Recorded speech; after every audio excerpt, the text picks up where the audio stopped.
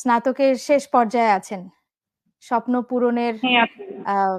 শেষ ধাপ বলবো না শুরুর ধাপ বলবো জানি না, কিন্তু সেইটা আপনার কাছ থেকে শুনতে চাই যে এই যে স্বপ্নটা, যে স্নাতকটা শেষ হতে যাচ্ছে, এটা কি আপনার স্বপ্ন পূরণের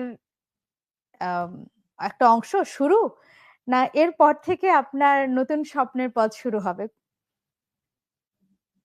আম, তো আমি প্রথমে বলতে চাই যে প্রথম যখন এইখানে চান্স পাওয়ার পর আমার পথ চলা শুরু হয়েছিল, তো আমি এক পর্যায়ে এখন শেষ করে অন্য ধাপে পা দিতে যাচ্ছি।